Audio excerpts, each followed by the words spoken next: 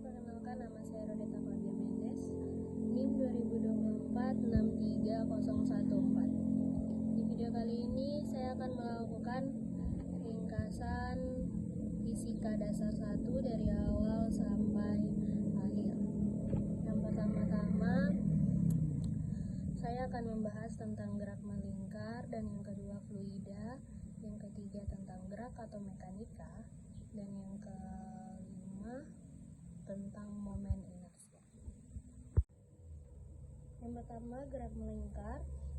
Dimulai dari mengenal pengertiannya. Jadi, gerak melingkar atau disebut juga gerak sirkular itu adalah pergerakan suatu benda yang membentuk lintasan berupa lingkaran dengan satu sumbu atau titik tetap di tengahnya. Kira-kira ada faktor apa saja yang membuat suatu benda mengalami gerak melingkar? Ya, betul, itu adalah gaya. Suatu gerakan bisa berputar karena ada gaya yang bisa membelokkannya menuju pusat atau sumbu lintasan lingkaran tersebut. Gaya ini disebut dengan gaya sentripetal. Nah, supaya lebih jelas, coba pahami pengertiannya di bawah ini.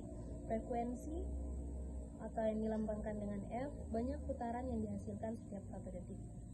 Dan periode yang dilambangkan dengan T, waktu yang dibutuhkan untuk melakukan satu putaran penuh. Kecepatan linear atau dilambangkan dengan V, itu adalah hubungan panjang lintasan linear yang harus ditempuh benda dengan setiap selang waktu tempuhnya. Percepatan sudut yang dilambangkan dengan A adalah laju perubahan kecepatan sudut terhadap waktu. Perpindahan sudut benda yang bergerak secara melingkar dalam selang waktu tertentu.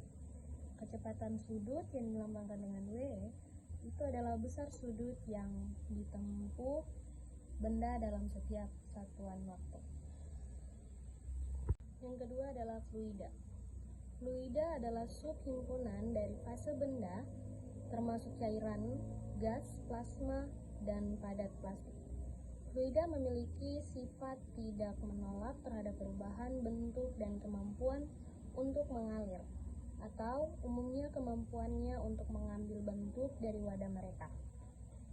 Sifat ini biasanya dikarenakan sebuah fungsi dari ketidakmampuan mereka mengadakan ketegangan geser dan equilibrium statik. Konsekuensi dari sifat ini adalah hukum Pascal yang menekankan pentingnya tekanan dalam menggolongkan bentuk fluida. Fluida adalah zat atau entitas yang terdeformasi secara berkesinambungan apabila diberi tegangan geser, walau sekecil apapun tegangan geser itu. Selanjutnya, gerak atau mekanika. Gerak atau mekanika merupakan sebuah studi terhadap pengaruh-pengaruh yang ditimbulkan oleh daya, seperti daya tarik bumi, gesekan, tahan angin, dan sebagainya.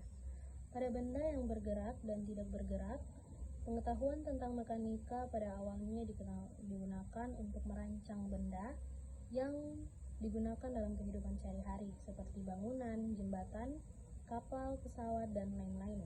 Kemudian, ketika kebutuhan akan gerak manusia semakin tinggi, maka mekanika ini pun digunakan untuk mempelajari pengaruh daya di atas pada manusia.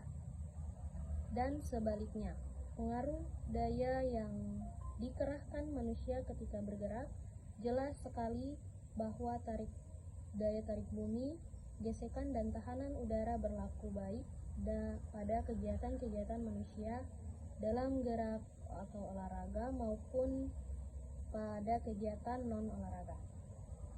Upaya seorang pelompat tinggi yang melawan daya tarik bumi misalnya sama seperti pesawat udara yang sedang tinggal landas. Demikian juga tahanan udara dan gesekan sama-sama melawan lajunya mobil dan pelari sprint. Selanjutnya adalah torsi. Torsi bisa juga disebut dengan momen gaya.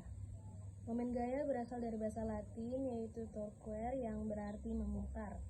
Torsi merupakan turunan dari gaya. Dengan kata lain, semakin besar gaya yang diberikan, maka akan dapat memperbesar torsinya. Secara matematis ditulis sebagai R sama dengan F kali L. T adalah torsi, F adalah gaya, satuannya Newton, dan L adalah panjang lengan, satuannya meter. Apabila kita memutar kunci Inggris oleh gaya V tetapi pada jarak poros yang berbeda, maka torsi yang dihasilkan pada gaya V1 lebih kecil dibanding gaya V2 karena jarak atau panjang lengan yang digunakan pada F1 lebih kecil daripada F2. Torsi merupakan besaran vektor yang memiliki arah, namun tidak ada perjanjian khusus arah dari torsi.